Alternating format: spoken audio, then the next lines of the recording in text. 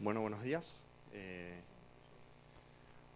Mi nombre es Matías Benedit, soy el director de la carrera de abogacía en la Universidad de Belgrano y así como el doctor Bellorio también les doy la bienvenida y les agradecemos su participación en este evento. Creemos que este tipo de eventos, este tipo de actividades son muy importantes para fomentar distintos puntos de vista sobre temas que siempre tienen una visión muy tradicional o muy conservadora y que se puede abrir como para empezar a receptar otras visiones, otros paradigmas, otros esquemas, y esto nos puede ayudar mucho.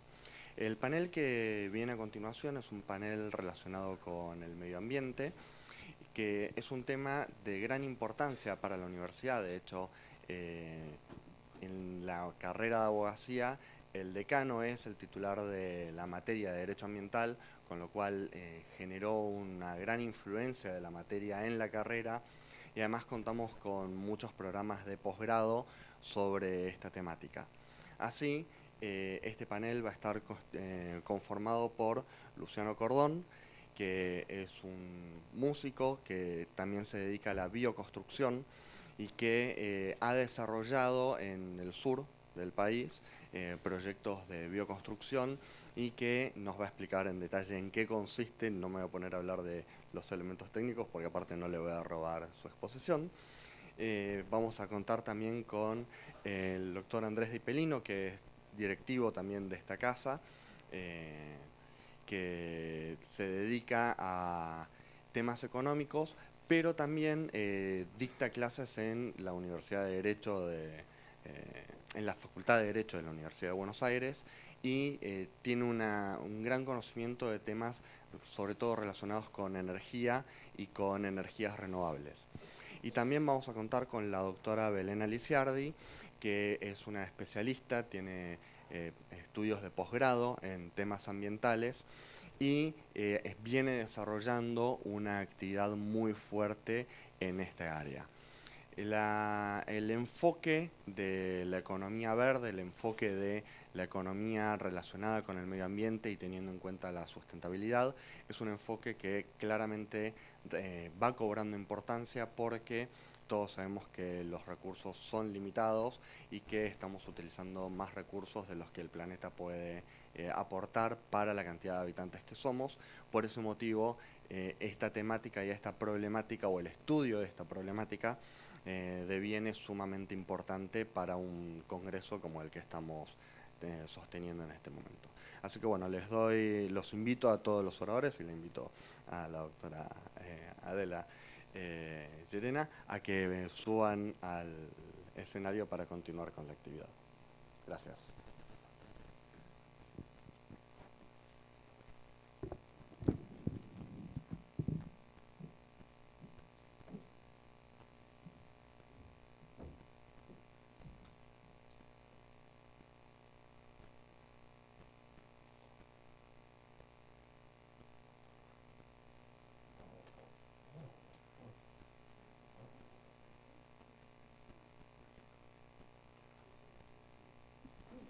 No, ya tenemos hecha una introducción perfecta. ¿Comienzas, Luciano? ¿Sí? Gracias. Bueno, mi nombre es Luciano Cordon, más allá de la presentación que hicieron. Durante mucho tiempo me dediqué a la música. Eh, por una cuestión familiar siempre estuve relacionado al trabajo social. Esa fue mi vinculación con el tema con el que trabajo.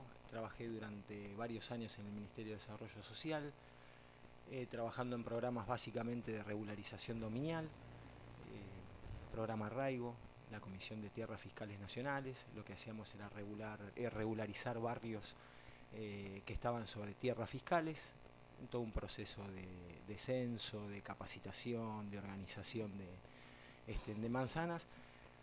Y ahí empecé a tener contacto con una realidad y con una realidad habitacional de mucha carencia, de mucha escasez, de muchas dificultades, que empezó a sembrar cosas dentro mío, ¿no? En este proceso de conciencia, ¿no?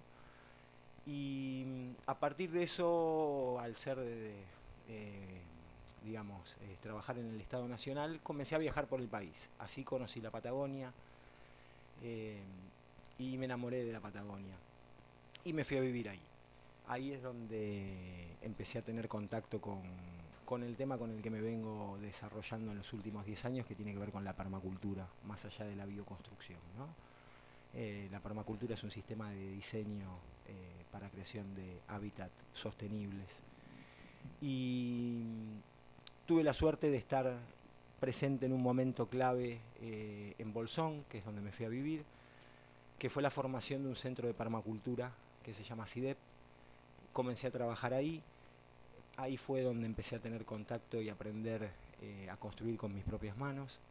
Y ahí fue donde encontré la manera de juntar varias cosas que me pasaban, ¿no? Esta cuestión de ver las dificultades habitacionales que había y el encontrar una herramienta como la construcción con tierra y la producción de alimentos de manera ecológica, que siempre sentí que, bueno, era como una llave para poder destrabar la realidad que veíamos, ¿no?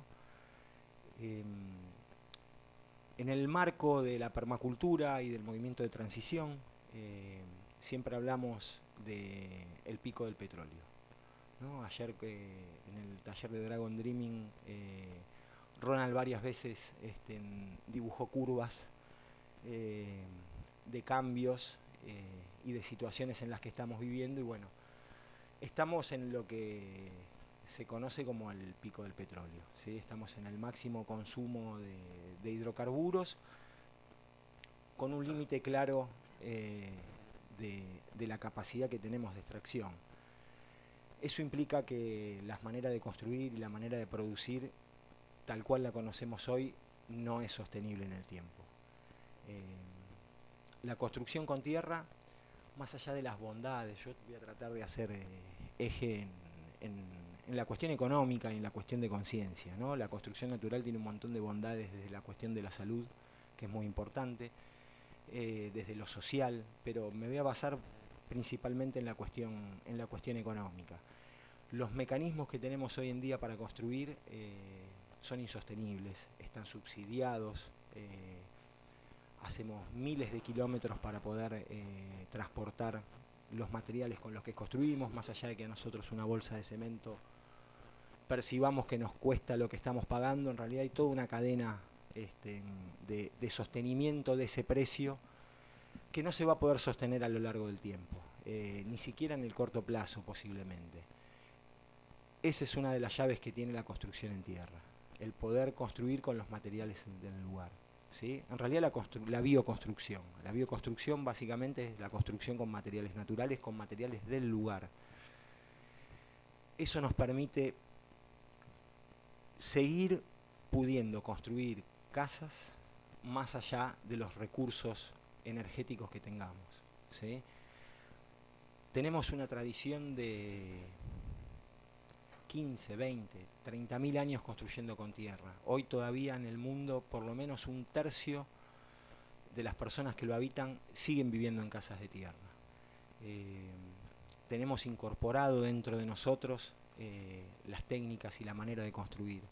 Lo que hoy decimos la construcción tradicional, que es la construcción con materiales industrializados, en realidad no es la construcción tradicional, ¿no? La construcción tradicional es la construcción con tierra, con materiales naturales. Las técnicas constructivas que se utilizan en la construcción tradicional e industrializada en realidad son la adaptación de esas técnicas que venimos desarrollando en los últimos por lo menos 15.000, 20.000 años aplicadas a estos nuevos materiales, que nos generan un montón de facilidades. Es como llamar por teléfono y pedir comida, ¿sí? O sea, es sencillo, es práctico, es rápido. Mezclamos 3 bolsitas y tenemos una mezcla y compramos los ladrillos. Pero estamos en un punto donde eso es insostenible, ¿sí? Donde no hay manera de que el sistema constructivo que tenemos hoy y los sistemas de hábitat se puedan sostener a lo largo del tiempo. La construcción con tierra tiene una bondad que es intuitiva, que nos permite resolver un montón de cosas sin tener determinados conocimientos técnicos, ¿sí? No a la hora de poder desarrollar una casa completa, pero sí a la hora de poder mejorar nuestras viviendas. En este afán de poder encontrar a partir de esta herramienta una solución, en Bolsón, a través de la municipalidad, logramos generar un programa que se llamó el Plan Chiflete. Chiflete, para el que no es argentino, es el espacio de aire que queda a veces entre dos herramientas, entre una ventana, y en realidad a partir de la tierra, del barro, pudimos resolver en todo el barrio Usina una emergencia energética, básicamente, que tenía que ver con la aislación, con el mejoramiento energético, con el poder ahorrar combustible, leña, que el municipio reparte, porque son barrios carenciados donde no tienen la posibilidad económica de acceder a ese recurso y donde, más allá del imaginario popular de la montaña, uno no puede ir y sacar leña. Lo que hicimos fue organizar por manzana una capacitación donde había responsables, donde había líderes, donde mejorábamos la aislación térmica de cada una de esas casas, y eso después se fue replicando en el barrio, ¿sí? Fue, según lo que tengo entendido yo, el primer programa municipal de construcción con tierra. A partir de ese momento empezó a haber una eclosión de lo que es la construcción con tierra. Casualidad o no, uno de los puntos de quiebre de la ampliación del aspecto de la construcción con tierra tuvo que ver con la venta de Loma Negra. Era la última cementera nacional, Fortabat se la vendió a los brasileros, dejó de haber empresas nacionales trabajando en la producción de cemento, y eso generó una posibilidad muy grande, que fue que a lo largo del país empezaron los municipios, las provincias, los colegios de arquitectos a trabajar en la regularización y en las normativas de la construcción con tierra. Hoy en día por lo menos hay 10, 12 municipios que tienen normalizado la construcción con tierra. Hay provincias como la de Río Negro, donde está normalizado a nivel provincial, donde hay beneficios impositivos por construir con tierra, porque de alguna manera el Estado empieza a reconocer la problemática y la tierra como una salida al problema habitacional, al problema económico. Hay una experiencia muy interesante en el municipio de Ayacucho. Ayer Alicia Hubert, que es una docente que estaba en los cursos, contaba también que en La Plata están colaborando la gente de Ayacucho. Ayacucho hizo una reconversión de su programa de viviendas municipal y de su bloquera la convirtió en un sistema de construcción con tierra. Preparan sus propios ladrillos, capacitaron a las cooperativas de construcción en construcción con tierra y empezaron con un plan de mejoramiento de vivienda rural como punta de lanza. En el momento que ese plan de mejoramiento de vivienda rural empezó a ser eficiente y la gente empezó a decir esto es posible, lanzaron directamente un plan de vivienda. Tienen no recuerdo ahora el valor, pero lograron tener un valor aproximado de por lo menos hace 3 años, de 600 pesos el metro cuadrado construido. Y creo que ya entregaron la vivienda número 12, y eso generó un impacto, por lo menos en la región donde trabajo o donde venía trabajando, que es la provincia de Buenos Aires. Viví unos años en Patagonia, donde siempre trabajé y trabajo. En los últimos años me fui a vivir a la provincia de Buenos Aires, a Balcarce, que es una localidad muy cercana a Ayacucho, y eso generó un impacto en las localidades alrededor de Ayacucho muy fuertes, donde los municipios y los activistas en la construcción en barro empezaron básicamente a presionar al Estado para lograr la normalización de la construcción con tierra. ¿Por qué? Porque no está legalizado, y eso implica de alguna manera que está prohibido, ¿sí?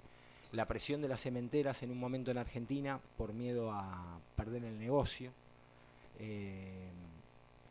no permitían o no permiten en muchos casos, y los corralones de materiales también, no permiten la construcción con tierra. No en este momento, pero en los últimos 5 o 6 años ha habido un montón de gente que empieza a construirse su casa con tierra hasta que hay una denuncia, hasta que el municipio interviene y esas obras son clausuradas, generando, bueno, más allá del impacto familiar que generan eso, generando un rechazo con la construcción con tierra, porque la gente no quiere tener problemas. Si yo planteo la construcción con tierra como una solución, quiero que sea una solución, no un problema. Entonces, eso en un momento lo fue frenando. La otra cosa que de alguna manera funcionó como rechazo con la construcción con tierra es el imaginario popular, donde la casita de barro es la tapera que está perdida en el campo, una casa que no es eficiente, que no es sana, que no es saludable. Y por suerte, un montón de gente con muchos recursos empezó a construirse sus casas con tierra, ¿no? Casas lujosas, no desde el punto de vista permacultural, o sea, son casas que no son sustentables en sí, pero sí son muy bonitas. Y eso funcionó como algo que rompió esa imagen de la tapera de barro. Y empezó un montón de gente a decir, bueno, yo también quiero eso. Muchas veces por una cuestión de imagen. Y a partir de esa imagen empezaron a ver los beneficios que tiene vivir en una casa de barro, ¿no?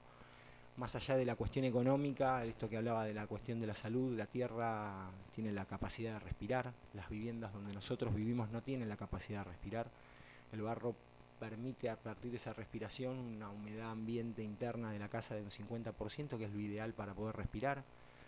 El gancho de la salud fue otra cosa que posibilitó en esta gente de mayores recursos el interés en esto, pero de alguna manera en mi trabajo y en mi visión ese target de gente no es al que yo apuntaba. O sea, yo siento que la permacultura y la construcción con tierra es una herramienta de desarrollo social.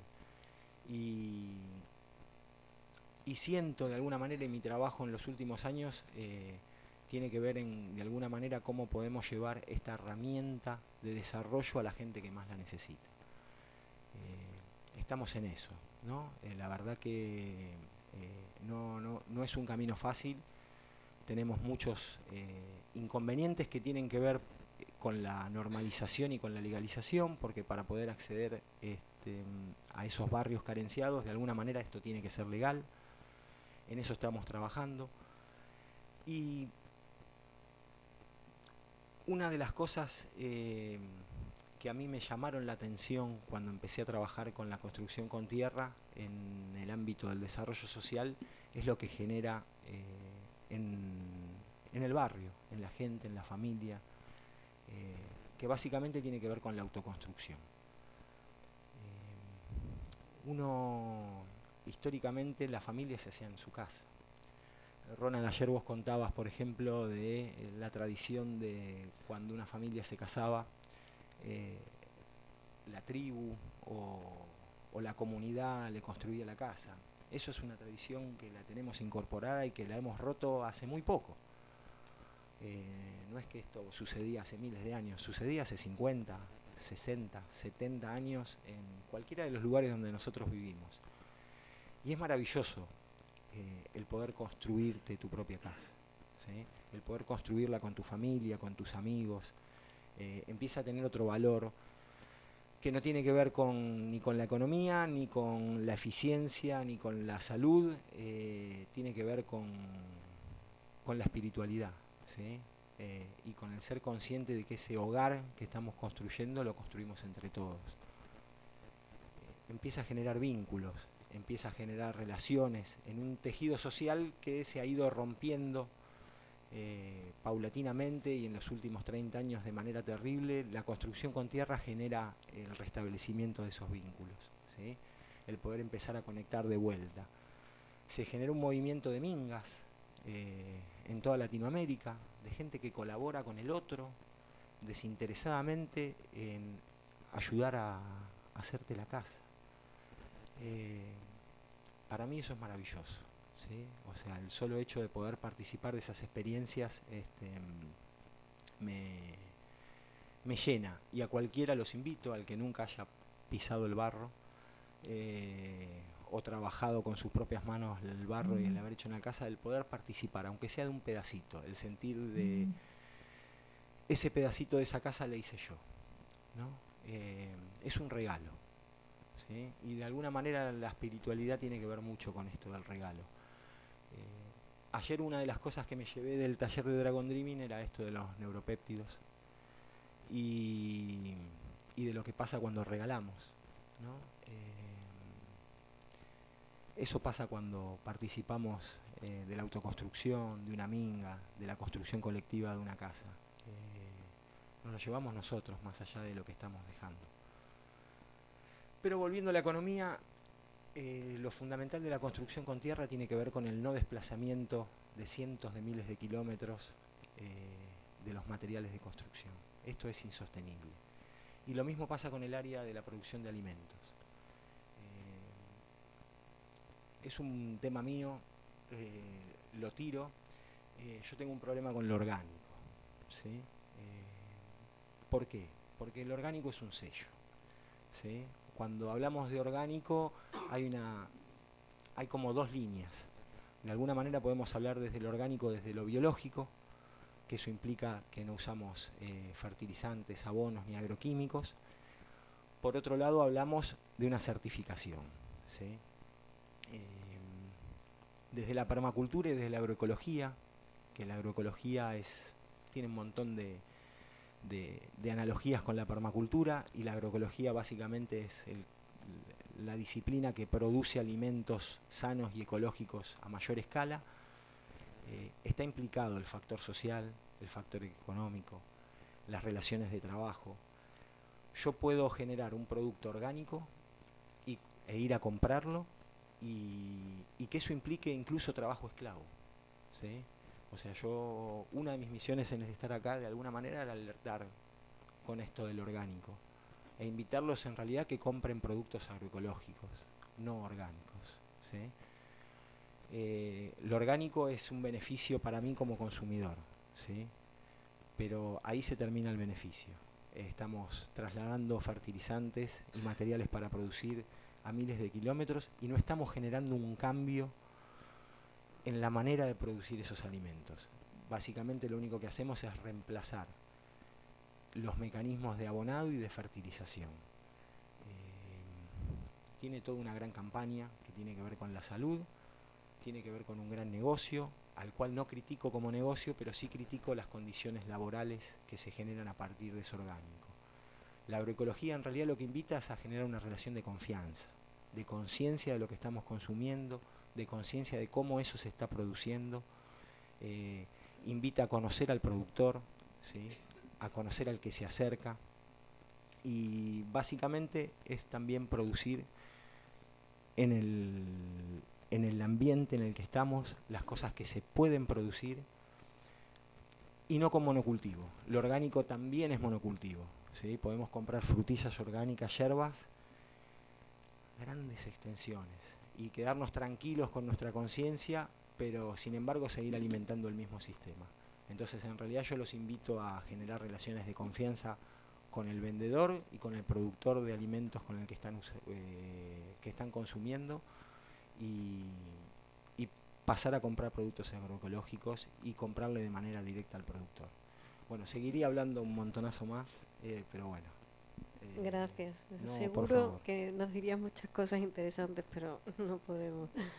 Gracias, Luciana. Doctor. Perdón, me voy a tener que mover. Lo podemos, pero no sé si está cargada. No, estoy bien.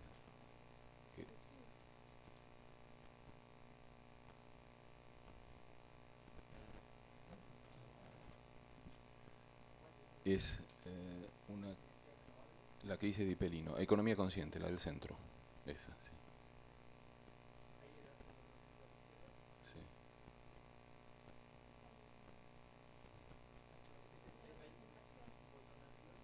¿Cuál es este?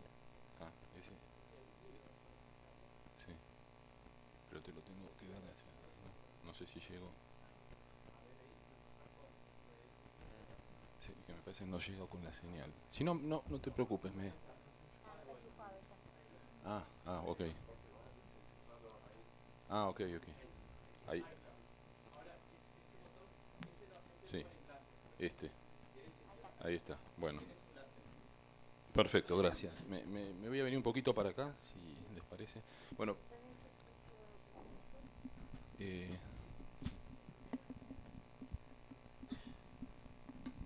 bueno, muchas gracias a la organización del Congreso y bueno, en especial a Adela Llenenas en su persona, que ha sido bueno, muy cálida en toda la invitación que nos ha formulado a participar y demás.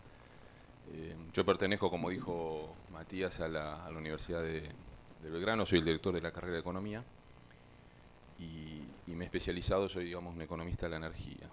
Me he especializado en esto hace tiempo, pero debo advertirles que soy un economista de la energía, llamémosle convencional. Y entonces me ha tocado un doble desafío, venir a hablar de las renovables. Entonces no se enojen si de pronto se me escapa alguna frase no del todo acorde a este auditorio, pero sí, no, yo esto lo digo porque es después, la primera vez que lo oigo al revés. sí, no, y quiero, aprovecho y lo comparto con ustedes. Cuando yo empecé a estudiar energía y me fui a hacer una maestría interdisciplinaria en energía, la de la Universidad de Buenos Aires, y de la cual incluso hoy día continúo como docente, me fui pensando en los renovables, ¿no? Me fui con toda la idea de que hay que hacer renovables y que lo renovable es lo que sirve y que todo lo demás no sirve y que el mundo estuvo equivocado durante siglos o décadas.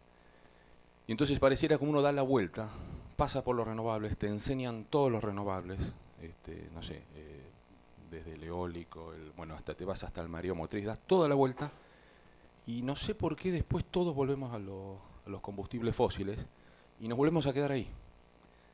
Y entonces yo escuchaba con atención acá a Luciano, no sé, no participé de la charla de ayer, pero digo, aliento firmemente todo esto y me parece que es el futuro, pero es un futuro lejano.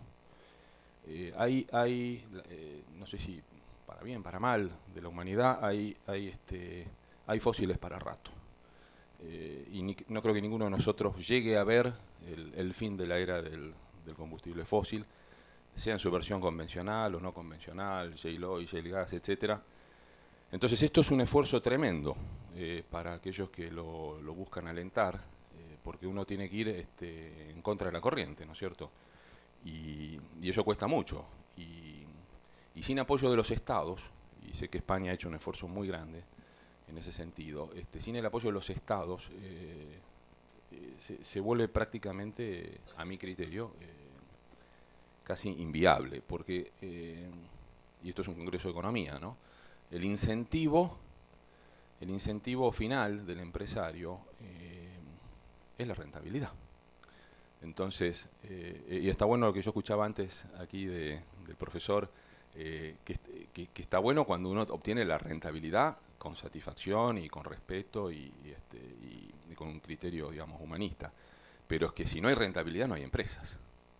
Si no hay rentabilidad no hay empresas. Y el problema que le pasa a estas empresas renovables, y esto era un poco ir entrando en el tema, es que con las condiciones actuales, al menos en nuestro país, en la Argentina, no encuentran rentabilidad. Por múltiples motivos que después acá la doctora va a terminar de ampliar, pero no encuentran la rentabilidad que necesitan. Y entonces convivimos un poco en dos sistemas, es decir, finalmente lo que termina ocurriendo es que las energías tradicionales o convencionales son las que tienen que financiar el desarrollo de todo esto. Es decir, esto no logra encontrar los incentivos propios para avanzar. Entonces, o es el Estado a través del Tesoro que tiene que financiar iniciativas, o hay que darle una tarifa diferenciada, porque lo contrario el inversor no viene. Bueno, y eso cuesta, sin hablar y sin entrar en cuestiones desde lo tecnológico y todo lo demás, que es lo que finalmente va a determinar, ¿no es cierto?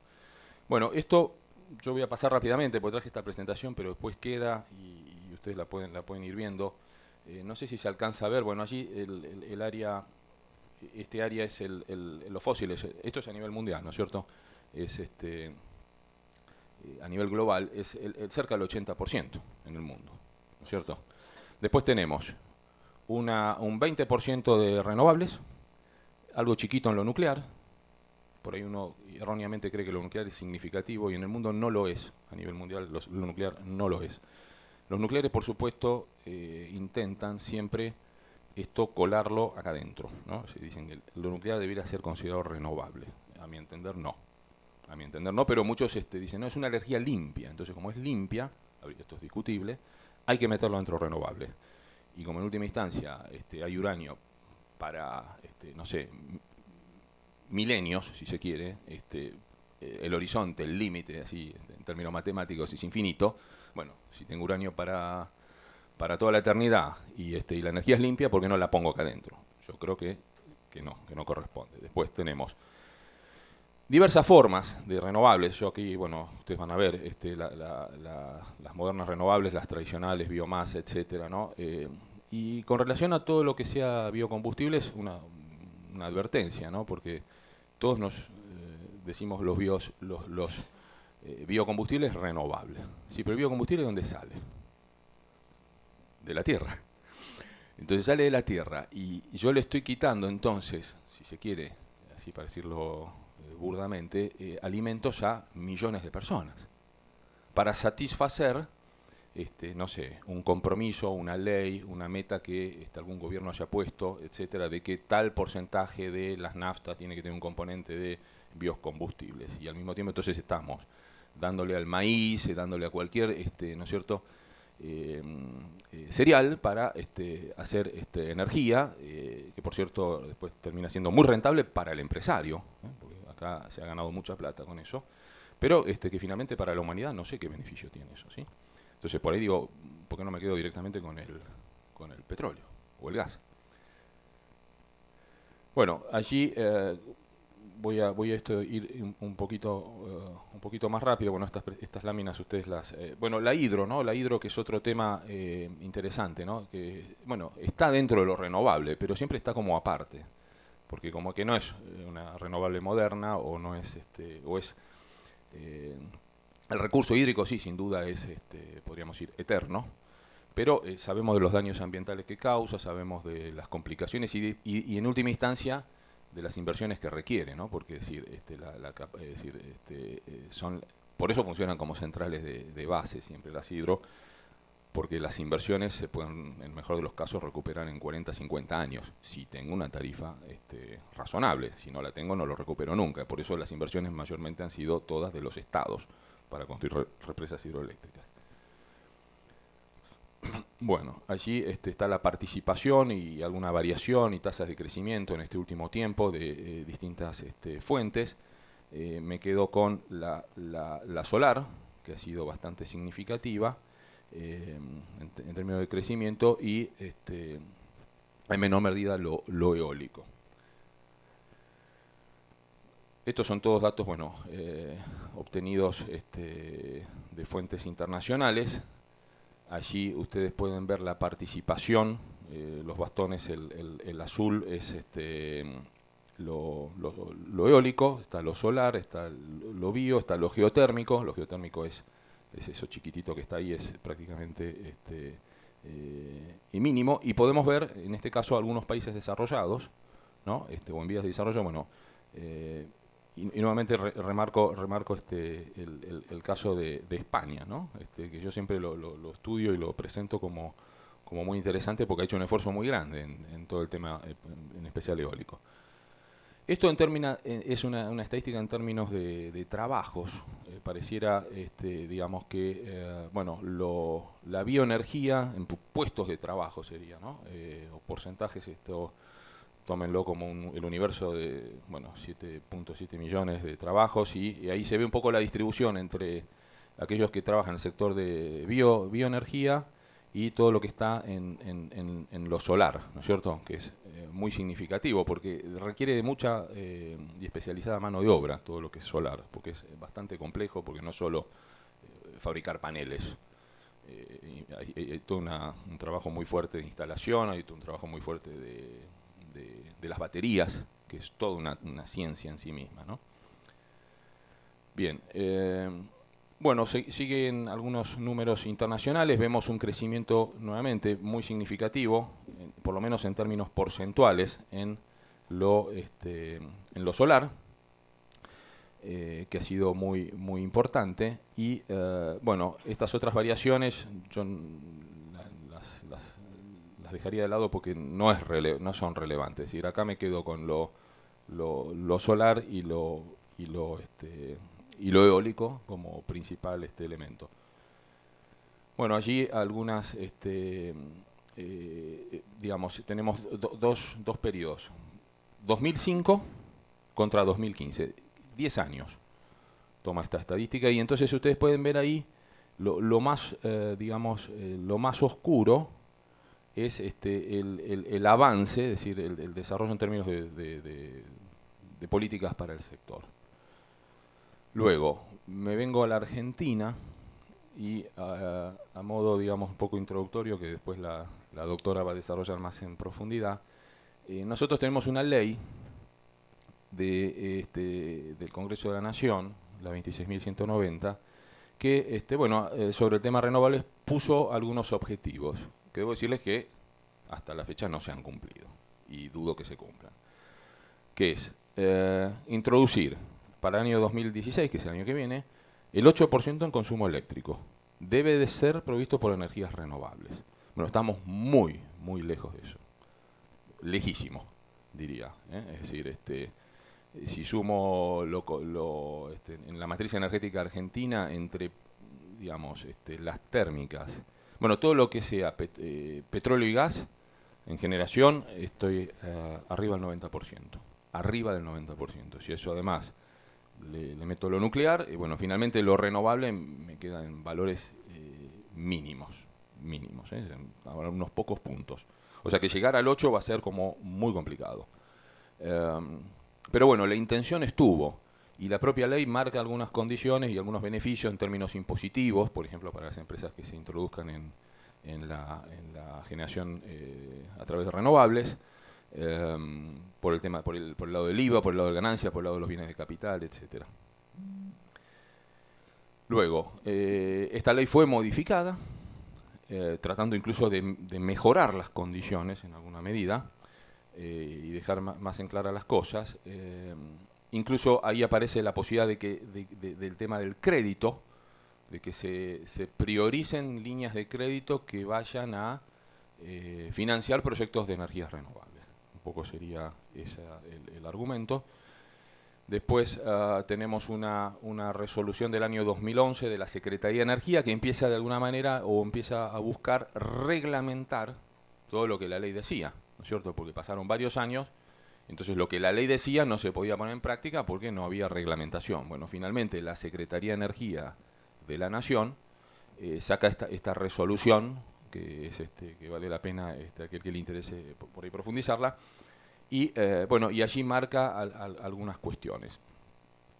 Fíjense aquí la diferencia, porque nuestro país tiene podríamos llamarlo un atraso tarifario muy grande, como consecuencia de, bueno, cuestiones macroeconómicas, institucionales y demás. Pero lo cierto es que una manera que encontró el Estado para fomentar las renovables era decirle, bueno, a nueva capacidad de generación instalada, darle un nuevo precio a la energía. Entonces, ese precio, por supuesto, mayor. La discusión, entonces, de ahí en más fue, bueno, ¿cuál debía ser ese precio? Esto al mismo tiempo debía ir de la mano de que las generadoras que ya estaban instaladas no encontraran allí un argumento para entonces también pedir precio. Porque entonces, bueno, el diferencial de alguna manera se iba. Bueno, esto no queda acá, el que lo quiera profundizar, son algunos aspectos que se extraen de esta misma resolución, que puede ser interesante por ahí, no sé si las presentaciones pues se comparten, mirarlas. Voy con, bueno, Enarsa es una empresa que se constituyó hace algo así como 10 años, un poquito más. Tiene múltiples propósitos. Tal vez el principal propósito a la fecha no ha sido en realidad el objetivo con el cual fue diseñada inicialmente, que era justamente promover todo tipo de energías, sino que finalmente para lo que se la está utilizando mayormente hoy día es para la importación en la Argentina de gas natural licuado. el gas que viene en los buques que paran en Bahía Blanca y en Escobar, y que luego va a las plantas de gasificadora y entra a la red. Porque Argentina está con una crisis energética de por lo menos o del orden de los 10 años, una crisis energética estructural. Voy terminando. Bueno, algunos,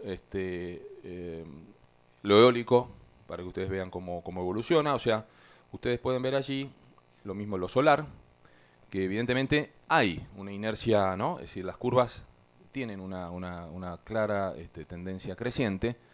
El punto hoy es, el mundo hoy en la actualidad, es decir, si esto es sostenible, si estas tasas de crecimiento, tanto del eólico como lo solar, son sostenibles a largo plazo.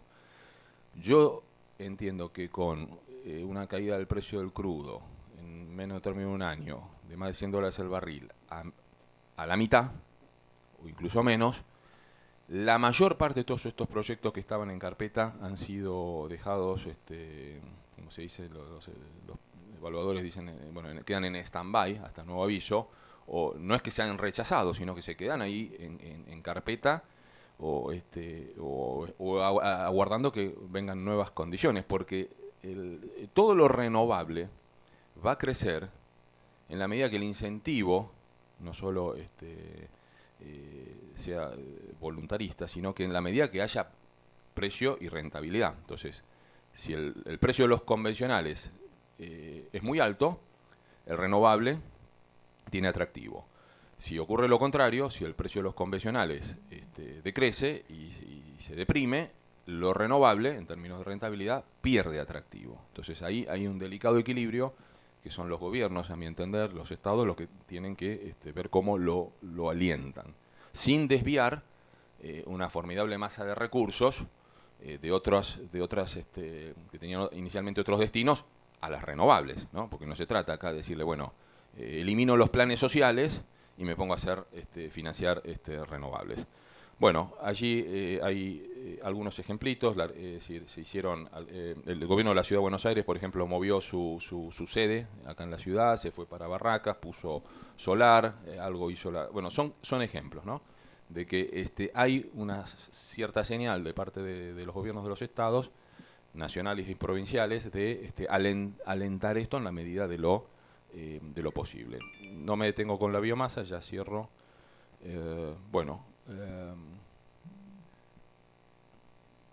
Lo hidráulico no me quiero detener acá porque no es algo nuevo, no es algo que valga la pena por ahí o sobre lo que valga la pena volver. Bueno, ahí ustedes tienen allí mucha información. Yo lo interrumpo aquí. Bueno, muchas gracias nuevamente. Muchas gracias. Ya pasaremos el PowerPoint completo. Sí. Doctora. Ah, muy bien. Perfecto.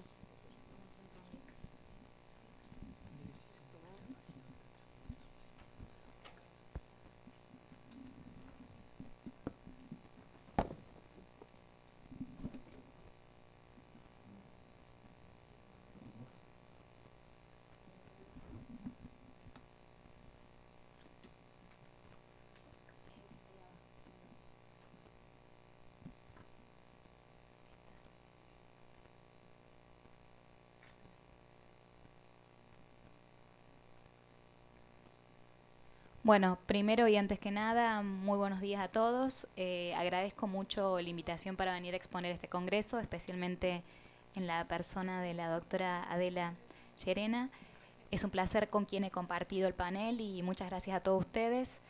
Y yo siempre digo, todos los congresos, todo este tipo de congresos y actividades justamente sirve para eso, para hacer un efecto multiplicador. Es como la película Cadena de Favores, en donde uno es el único gestor y promotor de poder cambiar la realidad en general. Para tener, siempre digo, en esto de la economía, siempre me acuerdo de un economista que se llama Kenneth Baldwin, que él hablaba de la economía para diferenciar cómo el hombre ha manejado a lo largo de la historia los recursos naturales y cómo los ha utilizado la economía para eso. Se hablaba de la economía del cowboy. Primero Kenneth Baldwin decía, el hombre en siglos pasados, para relacionarlo con lo que se llama antropocentrismo, pensaba que todos los recursos naturales giraban alrededor del hombre. Entonces, al girar alrededor del hombre, justamente el hombre es el cowboy, o sea, el dueño y señor de todos esos recursos, utilizaba todos los recursos a su antojo sin pensar en las consecuencias que tenía justamente la utilización del mismo recurso. Y así es como han desaparecido un montón de especies de flora y de fauna, justamente por el mal manejo del hombre o creerse el año señor y pensar que los recursos no tenían límite y él podía manejarlos como él quería. Afortunadamente, o desafortunadamente, por diferentes acontecimientos que ha tenido, ya sea desde el punto de vista climático, desaparición de especies y demás, el hombre se ha visto forzado a cambiar esa idea que tenía justamente de la economía y pasar a lo que llama Kenneth Baldwin en su libro, Economía del astronauta. ¿Por qué economía del astronauta? Porque se da cuenta que justamente el planeta Tierra es justamente como una nave espacial, podríamos decir, y si nosotros utilizamos, no de la debida forma, los recursos naturales que tenemos en esa nave espacial, ¿qué va a pasar? El astronauta no tiene posibilidad de buscar recursos en otra nave. Esa es su única nave. Entonces, de acuerdo al manejo que nosotros le demos los recursos naturales, será cuánto más o cuánto menos vivamos en este planeta. Ese justamente me pareció una gran metáfora acerca de que depende justamente de nosotros. Si nosotros queremos estados conscientes, necesitamos por un lado consumidores conscientes y por otro lado estados conscientes. ¿Y quiénes son los? Es como un círculo, para no decir un círculo vicioso, un círculo sustentable. ¿Quiénes son los que le van a elegir empresas sustentables y consumidores sustentables? Porque justamente como vimos, la única forma a veces de que una empresa cambie su filosofía lo hace el consumidor más allá de la rentabilidad, que es el que elige o no una empresa, ya sea porque tenga certificado, como vimos antes, un sistema B, porque tenga ISO 14000, etc. Y un consumidor consciente es el que elige y también el que exige al Estado un cambio de su filosofía.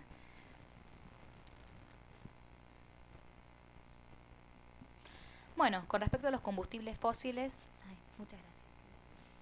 Justamente más allá del tema de la rentabilidad y del precio del petróleo y demás, ya está totalmente demostrado cuál ha sido el impacto de que nuestra matriz, como lo dijo muy bien el economista, que nuestra matriz actualmente se base específicamente en gas y petróleo. Esto ha tenido consecuencias no solamente ambientales, sino también sociales. Pensemos en cómo impactan los daños ambientales en la salud del ser humano y cuál es el costo que le cuesta al Estado dedicar justamente a estos daños ambientales, cuál es el precio que también tiene para el Estado.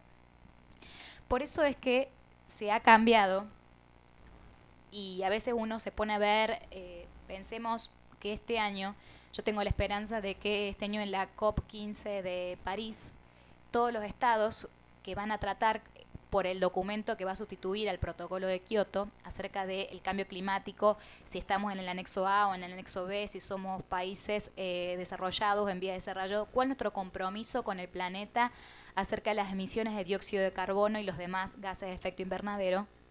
Yo estoy segura que va a haber un cambio a partir de la encíclica papal de Francisco Laudato Si, en donde justamente apunta a las empresas y a los estados apelando justamente a un cambio de filosofía de las mismas, porque justamente, como decíamos antes con Kenneth Baldwin, somos un solo planeta y todos tenemos que tirar para el mismo lado, para el lado justamente del desarrollo sustentable.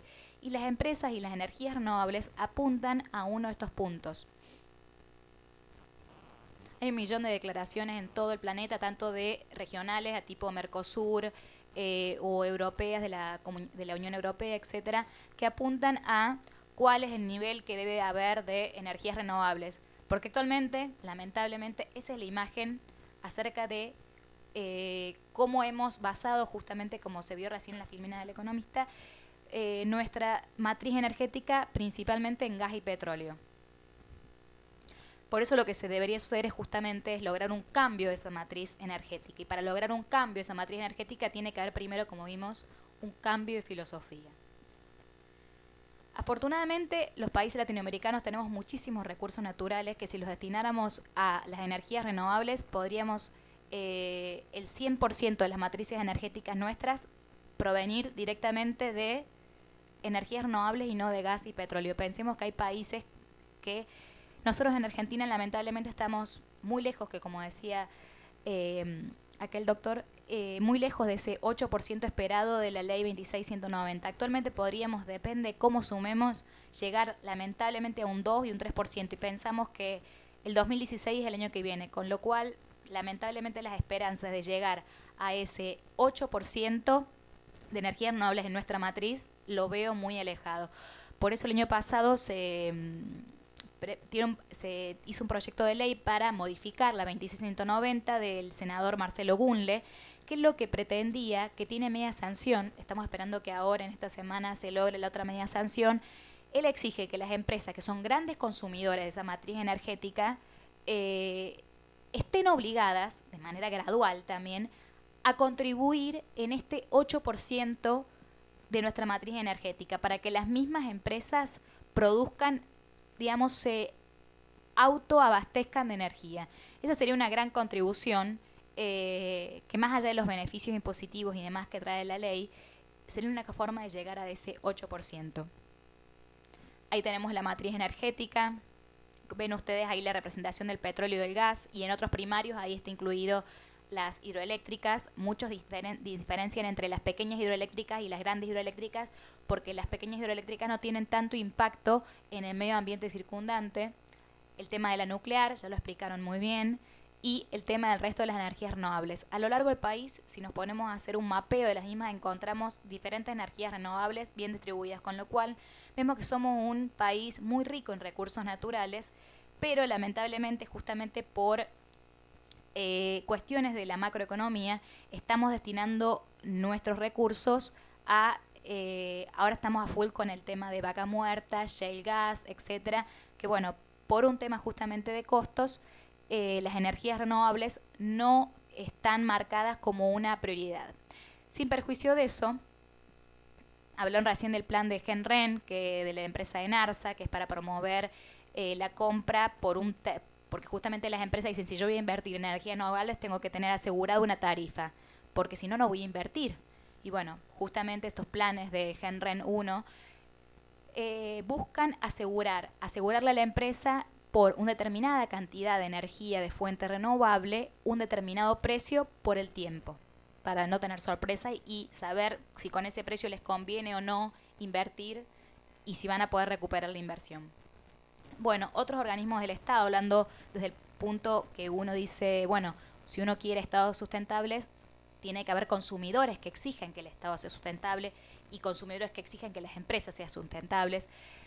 Por ejemplo, el INTI ha creado diferentes planes justamente para promover el tema de las energías renovables. Uno de los planes muy interesante que me parece, han hecho un relevamiento de todos los biodigestores, ¿sí? Los biodigestores son esos aparatos que se utilizan para transformar la biomasa de diferente origen, ya sea animal, vegetal, etcétera, para la producción de energía eléctrica. Esto es muy utilizado actualmente en la zona del litoral argentino, en donde, por ejemplo, todos los tampos o los tambos de leche vacuna o para los feedlot, ya sea de vacunos o porcinos, todos los residuos animales se utilizan con los mismos para la producción de energía eléctrica. En nuestro país solamente hay 3 provincias argentinas que pueden vender energía a la red. Uno de ellos es Santa Fe, Mendoza y Salta. Por eso en Santa Fe vamos a ver que la política de energías renovables es muy fuerte, porque promueve que estas pequeñas empresas, como por ejemplo los tambos o los feedlot, produzcan energía eléctrica no solamente para el tema de la iluminación y el calor de su propio emprendimiento, sino que están autorizadas para vender a la red de energía local. Bueno, desde el INTA también justamente acerca de esto de la biomasa, de los biodigestores y demás, también se promueve que los ruralistas tengan diferentes emprendimientos rurales como los que mencioné recién. Y una cosa también muy interesante que también permite promover el tema de las energías renovables es los famosos bonos de carbono, que este va a ser uno de los temas que de manera tangencial va a tener en cuenta París cuando este año se reúnan para ver la continuidad del protocolo de Kioto. Porque en un principio los bonos de carbono, que son aquellas, cuando uno hace un emprendimiento sustentable, en nuestro caso, la Oficina Argentina de Cambio Climático, que funciona bajo la dependencia de la Secretaría de Ambiente y Desarrollo Sustentable de la Nación, nos entrega a nosotros por cada dióxido de carbono, ¿sí? U otro gas efecto invernadero que hayamos dejado de producir. Por ejemplo, en China, pensemos, China acá tuvo que cambiar toda su matriz energética que se basaba principalmente en el carbón a gasífera. ¿Por qué? Porque el smog, la población actualmente tiene que, por ejemplo, en Shanghái, tiene que vivir con barbijos porque sinceramente no se puede respirar. Y si uno ha tenido la suerte de estar en China, se va a dar cuenta que cuando uno está de viaje en el lugar piensa que todos los días está nublado. No, no es que no está nublado. Es que justamente el smog no permite ver el sol y le determina el clima. Entonces vemos cómo en esa economía, por eso yo tengo esperanza que China este año suscriba un compromiso obligatorio de cambio climático, porque pensemos que los grandes ausentes del protocolo de Kioto, ¿quiénes fueron? Estados Unidos, China y Rusia. Yo pienso que, y tengo la esperanza, ojalá que después tengamos la suerte de reunirnos todos después de París y que el Laudato Si del Papa Francisco haya logrado un cambio de mentalidad. Y algunas empresas, como se dijo antes, si no es por rentabilidad no lo hacen, pero los bonos de carbono son un buen incentivo. Argentina tiene 60 proyectos presentados ante Naciones Unidas para certificar bonos de carbono. De esos 60 proyectos, algunos han sido ya aprobados por Argentina y otros, alrededor de 20, ya han sido aprobados también por Naciones Unidas. O sea que la empresa no solamente gana rentabilidad desde el punto de vista de la producción, sino que también tiene estos bonos de carbono. Recordemos que el mercado de carbono es muy fluctuante y actualmente el precio de los mismos está en descenso. Esperemos que a partir de París pueda subir su precio. Bueno, hay diferentes emprendimientos como los mercados rurales, todas las escuelas rurales, hay un plan nacional para que tengan, como están alejadas de la red eléctrica nacional, para que tengan eólicos o solares y así puedan tener energías. Después hay diferentes planes como el PRONURRE, el plan Renovat. Ustedes me tendrán que decir qué tiene que ver la renovación de un lavarropa o una heladera, porque como tienen justamente que cambiarlas por unas de mayor eficiencia energética, porque si es una de mayor eficiencia energética hay un menor consumo de energía. Hay diferentes planes, como conté lo de Santa Fe, y bueno, eso es todo. Muchísimas gracias a ustedes. Muchas gracias. Bueno, ¿tenéis preguntas para...? ¿Podemos dar un poquito más de luz, por favor? Gracias. ¿Hay preguntas directas? ¿Sí? Un momentito, por favor. Le va a pasar el micro para que se pueda grabar el sonido. Hola. Sí, a Luciano le quería preguntar el tema de... Bueno, sé que dijiste que trabajabas con el tema de tierra, de la tierra. El tema de ecoladrillos, si eso lo viste alguna vez, si es viable, si se hace. Sí, a ver, como en todo lo que tiene que ver con lo reciclable, que básicamente es como la fuente del ecoladrillo, en realidad hay que ver cuál es el balance. Si el gasto que uno hace para poder reciclar eso justifica el desarrollar un ecoladrillo, ¿no? Cuando es algún tipo de residuo industrial, a veces se le dice ecoladrillo porque es reciclable, pero ¿hasta qué punto es ecológico? Claro, ¿hasta qué punto es sano? Hay un montón de casos donde hay buenas experiencias, ¿no? Aparte, en Patagonia, incluso a partir de las cenizas, como me decías, del volcán se desarrollaron bloques muy livianos, muy interesantes, pero bueno, son recursos limitados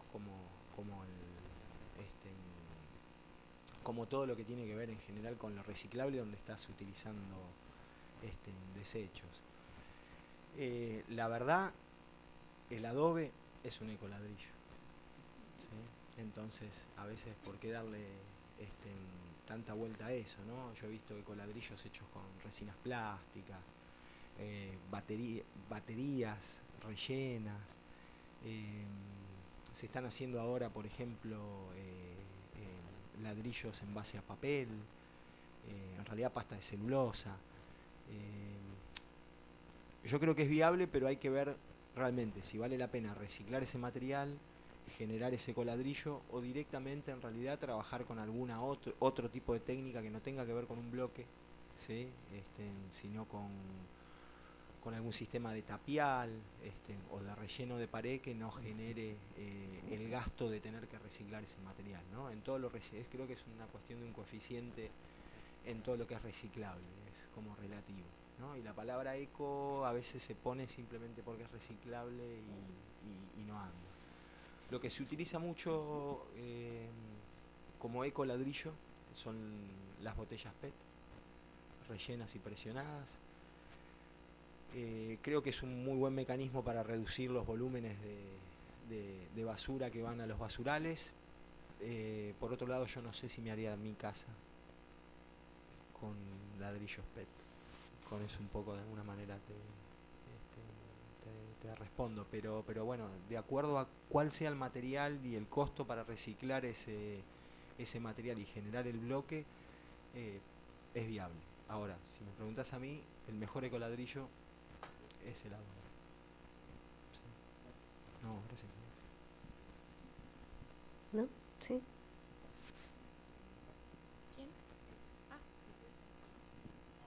Que me parecía como interesante en el caso de las energías, por ejemplo, hablar un poco, y en este congreso que estamos de economía consciente, y apelando a la conciencia, hablar y tener en cuenta también el consumo, ¿no? La parte del consumidor. Y creo que ahí hay mucho en donde trabajar, ¿no? Yo vengo del ámbito también ahí de la economía, pero también de la permacultura, y creo que tenemos ahí mucho para trabajar en cuanto a la disminución del consumo, ¿no? En todo, y pensar en uno mismo, y que el cambio empieza en uno mismo, y dejar de pensar en ver grandes cambios afuera y poder empezar en la casa, en nuestra casa, en nuestros ámbitos de trabajo, de lo que sea, de poder generar estrategias como para disminuir el consumo energético, ¿no? Y creo que ahí como que le ponemos contenido, ¿no? Porque si no, estamos siempre esperando señales de los estados, de los gobiernos, de las comunidades, y creo que todo empieza en un cambio de conciencia que está dentro nuestro, y que tenemos que poder sentir eso, esa necesidad, y comprometernos, ¿no? con ese trabajo. Gracias.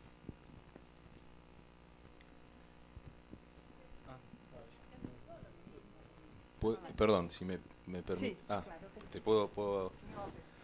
No lo presentamos en realidad en esta instancia, pero yo comparto completamente tu comentario. Y te agregaría lo siguiente. En el caso de nuestro país, en la Argentina, el Estado sí mandó una señal al consumidor, a la gente. Y la señal que le mandó es: la energía es barata. La energía tiene precios que nosotros como economistas podríamos decir casi irrisorios. Mandó una señal.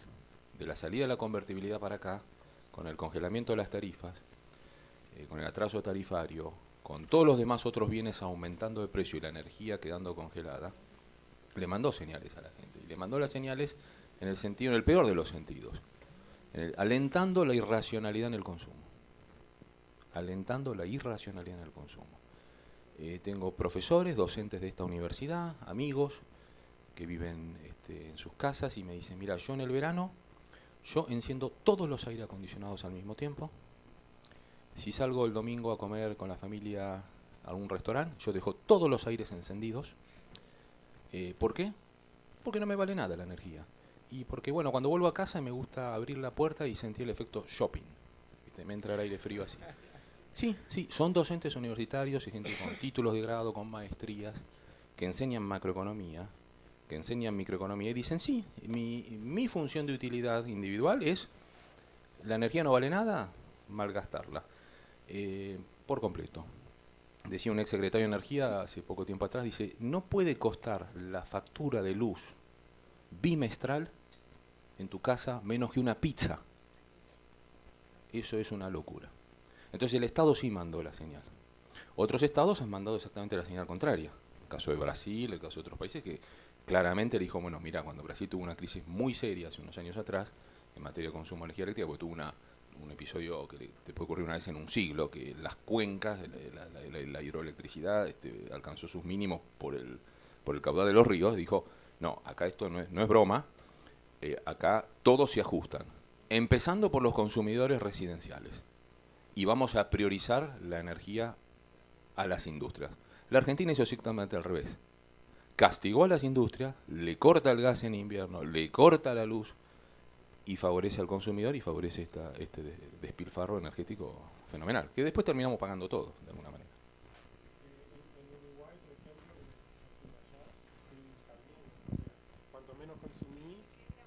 Cuanto menos consumís, tenés 100 kilowatts y pagás una tarifa plana muy barata, y si gastás más, como que te castiga. Y si te mantenés por debajo de determinado umbral, un mes no te lo bonifican y no pagás. Entonces como que también ahí están alentando un poco a que... Yo veía acá, por ejemplo, que dejan todas las luces prendidas en todos lados y van de pieza en pieza, y allá nosotros siempre estamos apagando todas las luces y estamos con la luz prendida en la habitación en la que estamos siempre. Y acá como que está todo prendido y yo iba apagando ahora, ¿viste? Pero es algo... Luciano, querías hablar, ¿verdad? Sí, que bueno, desde la permacultura en general siempre trabajamos sobre el patrón de consumo y no sobre la matriz energética, ¿no? Y creo que el cambio en los patrones de consumo es lo que posibilita que las energías renovables no sea una tarea titánica, ¿no? Porque el poder reemplazar los patrones actuales de consumo, poder reemplazar esa matriz basada en los fósiles, en energías limpias y renovables, creo que es imposible si no va acompañado de un cambio en los patrones de consumo. Y no de patrones de consumo solo desde el consumidor o desde la vivienda, desde el hogar, sino a la hora de la producción también, ¿no? O sea, hablando de patrones de consumo, incluyendo a la industria, ¿no? Por eso hacía mención de los costos de traslado de cientos de miles de kilómetros y de por todo el mundo del traslado de mercaderías y mercancías. Bueno, las energías renovables son posibles si empezamos a modificar esos patrones, ¿no? Y tiene que ver con la conciencia, y tiene que ver con, como consumidor, el exigir productos y producción hecha de manera consciente, ¿sí? No es imposible, es fácil. Acá en Argentina también, en las boletas de luz, tenés beneficios por bajo consumo, pero por otro lado el discurso dominante hace, y que sea tan barato, dice, bueno, pago la multa, total, ¿cuánto me van a bonificar? 20 pesos, o sea, es un doble discurso muy contradictorio que hace que el patrón de consumo no se modifique en lo más mínimo. Bien, quería hacer una pregunta medio tramposa, porque no es solo una pregunta, también es un mensaje, ¿no? Entonces, para que no sea subumbral, va directo, es un mensaje también, porque con los dos profesores que compartimos, en todo caso, el rol de intentar desde la academia cambiar primero, digamos, los esquemas de referencia, ¿no es cierto?, de nuestros alumnos, aunque tengamos colegas que no merecerían estar en una universidad sustentable, ¿no es cierto?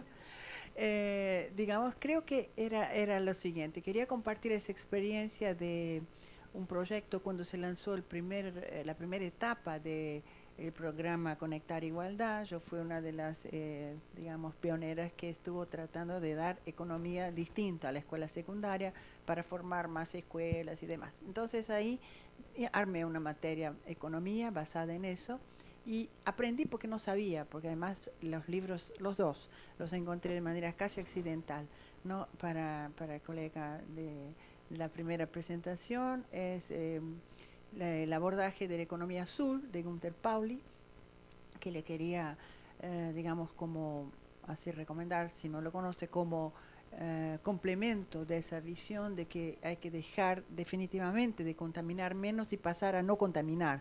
Y yo entiendo todo lo que compartió con el tema de que tenemos petróleo para rato, petróleo barato, etcétera, pero yo digo, en algún lugar esas experiencias, que hoy son muchas, y también está, digamos, hay un libro muy interesante llamado 1.000.000 de revoluciones silenciosas, de una francesa llamada Bénédicte Manier, que es amiga mía, y que rescata realmente miles de experiencias totalmente distintas y desconocidas y desconectadas.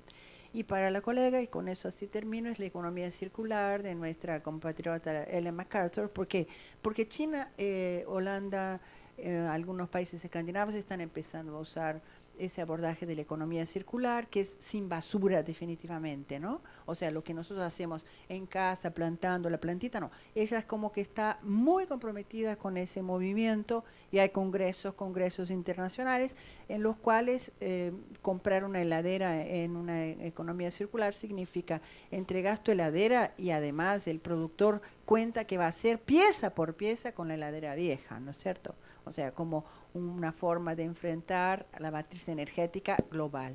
Y yo creo que todo eso tiene que estar discutido y presentado en París 2015, ¿no es cierto? Pero yo digo, es muy interesante, me parece, incorporar en nuestra inercia conceptual tan grande de trabajar siempre con los mismos esquemas y matrices teóricas, a veces son pocas palabras y pocos conceptos nuevos los que nos llevan a nosotros mismos a salir de ahí. Por eso va como pregunta o como compartido. Muchas gracias por el pensamiento, y con respecto a eso que decían de la basura, a eso apuntaba cuando hablé del plan Renovate, que es un plan que más allá del objetivo es la eficiencia energética, cambiar un electrodoméstico categoría C o B por 1A. Justamente el Estado mismo se lleva la heladera que uno entrega como parte de pago, uno entrega su vieja heladera y más un saldo de dinero. Lo importante es que el consumidor sabe que el Estado le va a dar un destino adecuado a esa heladera o a ese lavarropa que se llegó, porque si no terminan en la calle. Pensemos los diferentes componentes que tienen a veces los electrodomésticos y terminan contaminando el suelo y el agua. Entonces el plan Renovate también preveía eso, es un adecuado destino de los productos. Y eso tiene que ver con algo que ya en Europa está muy difundido, que se llama responsabilidad extendida del productor, ¿sí? La responsabilidad extendida del productor se refiere a que quien produce algo después se haga cargo del destino final del envase o del producto. Por ejemplo, ya sea en España es muy interesante, tienen la ley del envase, en donde el mismo productor del envase tiene que hacerse cargo de todos los envases utilizados, los tiene que reciclar. Lamentablemente en Argentina no tenemos esta ley del envase, y de hecho está, por ejemplo, acerca de responsabilidad extendida del productor, solamente tenemos una ley sobre los neumáticos que dice que las productoras de neumáticos tienen que hacerse cargo de los neumáticos ya utilizados. Y por otro lado tenemos, lamentablemente con media sanción nada más, una ley de basura electrónica en donde dice que las empresas de teléfonos, de computadoras, tienen que hacerse cargo con los teléfonos inutilizados, los televisores. Lamentablemente estamos, digamos, beneficiando a las empresas, porque las empresas terminan no pagando por el destino final de su producto, y con lo cual la rentabilidad de las mismas es mucho más alta. Entonces sería muy interesante acoger este principio que ya está en la Unión Europea de la responsabilidad extendida del productor, o también se lo suele llamar la responsabilidad de la cuna hasta la tumba del producto, y aplicarla a la legislación argentina, obligando a que el destino final, no solamente que la producción del producto sea sustentable, que su uso también lo sea, habilitarlo para el uso de la energía renovable, etcétera, sino que también el destino del producto en sí mismo también sea el adecuado. Porque si no, lo terminan pagando también los consumidores a eso, no las empresas en sí mismas. Hola, ¿qué tal? Una pregunta para el doctor que está relacionada con la presentación que hizo de energías renovables. Y usted utilizó la palabra rentabilidad, y que por eso los proyectos de renovables son más complejos y complicados de llevar adelante. La pregunta es, ¿por qué cree que seguimos utilizando como unidad de medida para definir si un proyecto es rentable, y entre comillas rentable, el dinero? Y la segunda pregunta es, ¿cuál es el anclaje en la materia real que el dinero tiene? O sea, en su momento era el oro. Hoy día, ¿cuál es el anclaje en la materia que tiene el oro? Perdón, el dinero. Bueno, es una pregunta complicada. La segunda. Sí. No, yo sí, a ver, diría lo siguiente. Nosotros, o los inversores por lo menos, utilizan al momento de formular y evaluar un proyecto la llamada evaluación económico-financiera. Y esa prevalece por sobre todas las otras, ¿no? Es decir, esa, digamos, es la evaluación dominante. Después vendrá la ambiental. Y se preocupará el inversionista si hay alguna ley que me impide hacer tal o cual cosa. Porque si la ley no está, dale para adelante. Después vendrá algún aspecto legal, ¿no? Será la parte de legalidad. Y si nuevamente no hay ninguna ley que lo impida, bueno, yo me mando un hipermercado, no sé, en el medio de la Plaza de Mayo. ¿Está bien? Si me dejan. Y así sucesivamente. Pero todo finalmente va a ser evaluado en términos económicos financieros. Y en la construcción del flujo de fondos. Y ahí va a estar mensurado en moneda, en la que vos quieras. Dólar, euro, pesos argentinos, te recomendaría que no, pero si querés por convención, pongámoslo en dólares. Y eso, digamos, por el criterio que vos quieras utilizar, el del BAN, el de la TIR, el que sea, dirá si el proyecto, en términos privados, debe o no ser hecho, o es rentable o no lo es. Ahora bien, coincidiendo seguramente, y por donde vos seguramente apuntabas, yo diría, y nuevamente volvemos al Estado. Vos fíjate que damos siempre la vuelta y volvemos al Estado. ¿Debiera el Estado preocuparse por hacer una evaluación social de los proyectos de inversión? Y sí, sin duda que sí. ¿Te puede ocurrir que en términos sociales un proyecto sea rentable y que no lo sea en términos privados? ¿No es cierto? Es decir, yo a una empresa le exijo, poneme una planta, ¿no? Como decía acá la doctora profesora, y que me obligue a reciclar todos los desechos, a darle un destino final o lo que sea, eso cuesta mucha plata.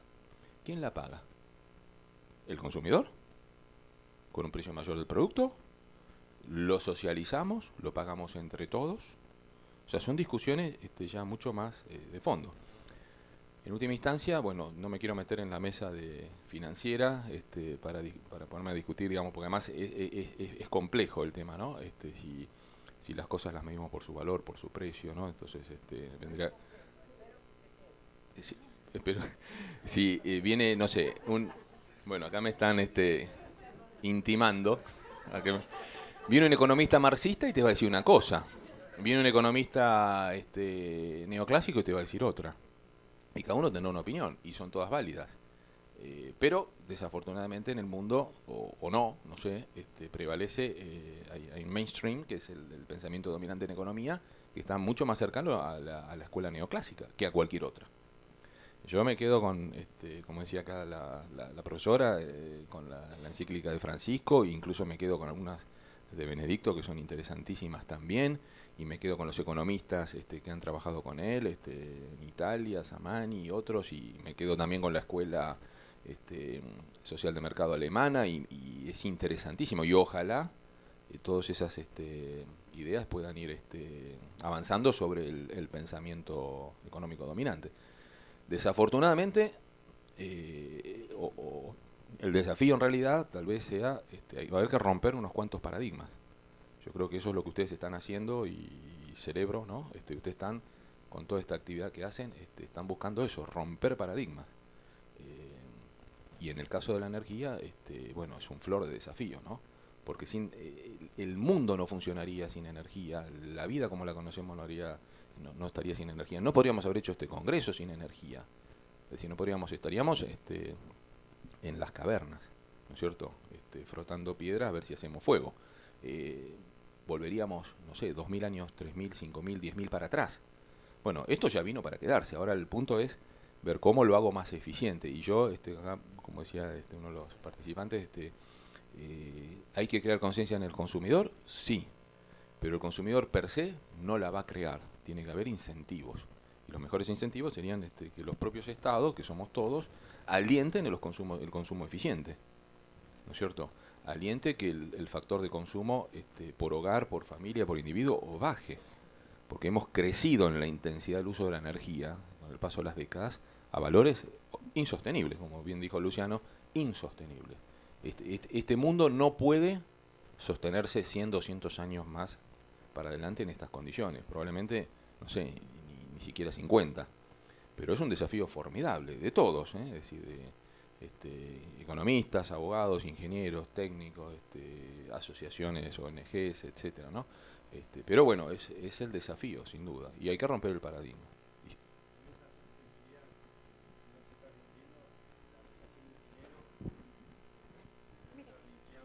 Material y real influye en forma importante. Bueno, acá me dicen la mesa siguiente. Si vamos, perdón, y para la mesa, y lo dejo para la mesa siguiente, que seguramente lo va a tomar. El dinero cumple 3 funciones, o la moneda, ¿no es cierto? Reserva de valor, medio de pago y unidad de medida.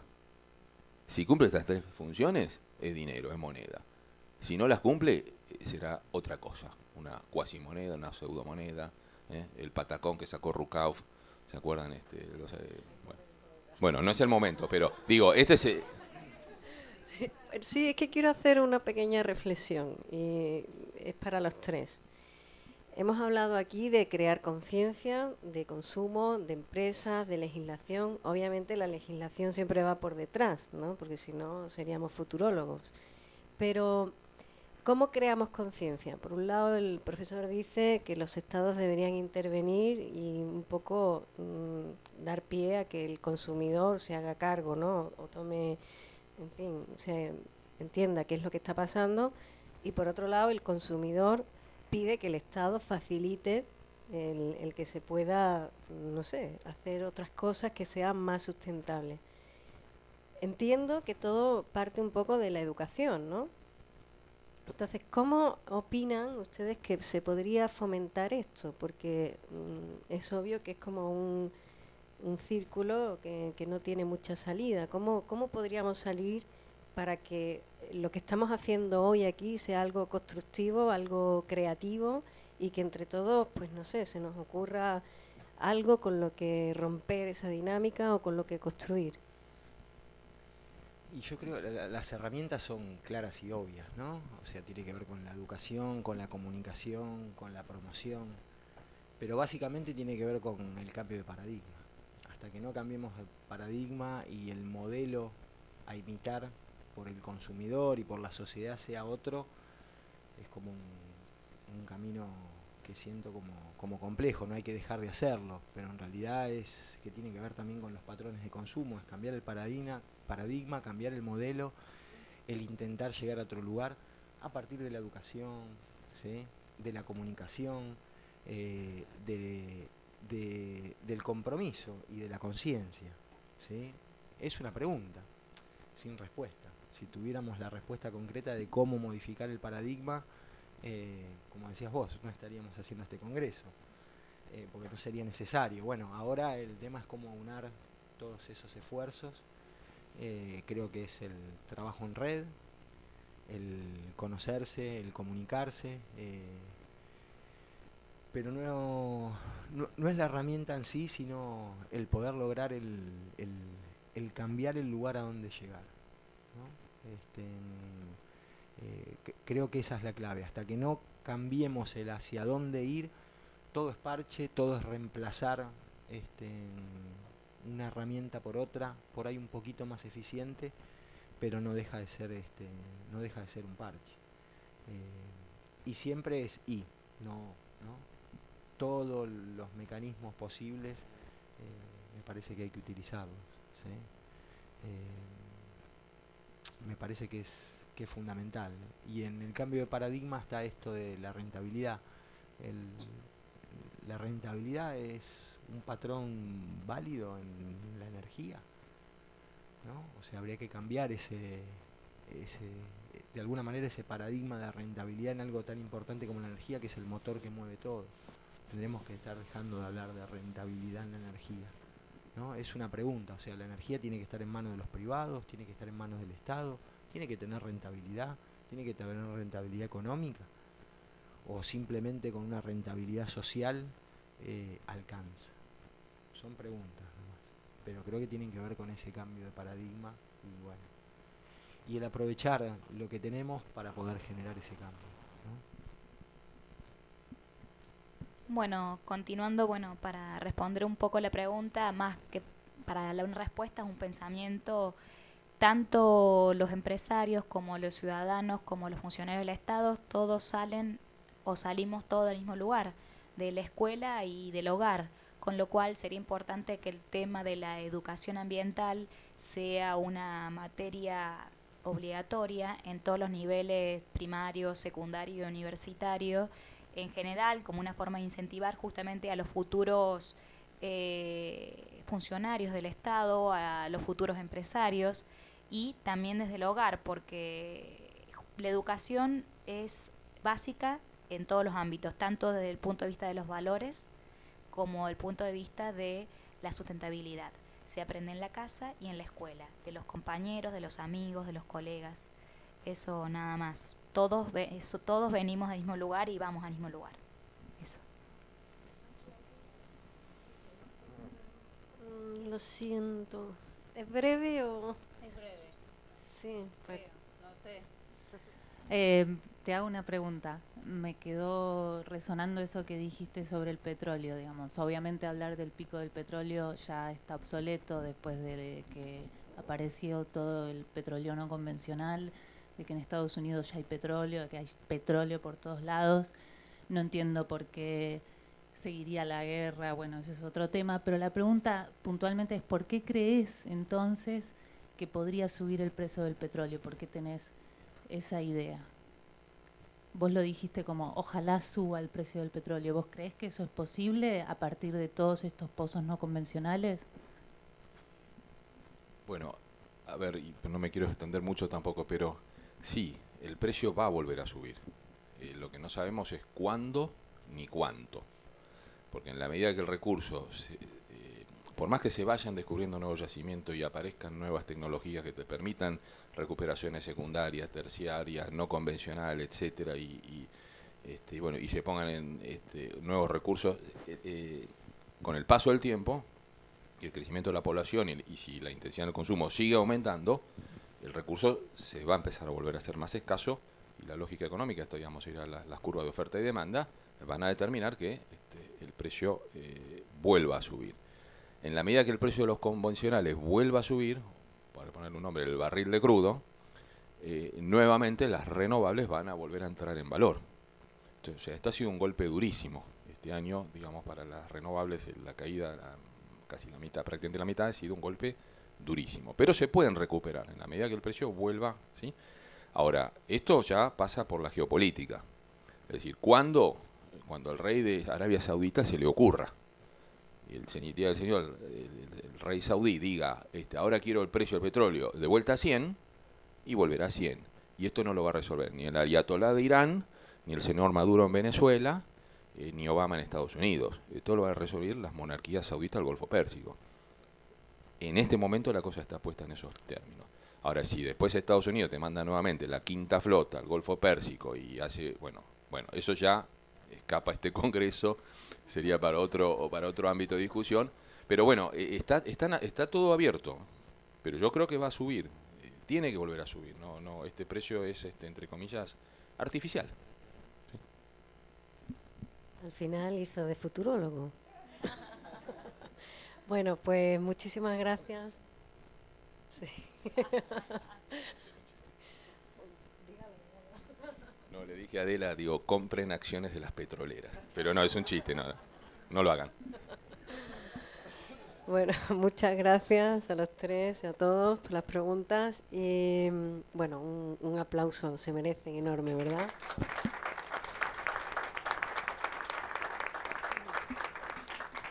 ¿Qué tiempo tenemos? Ah, es el descanso del almuerzo. Ah, muy bien, perfecto. Pues solo 30 minutos, no tenemos más. Son las a la 1:30 aquí, ¿de acuerdo? Muchas gracias.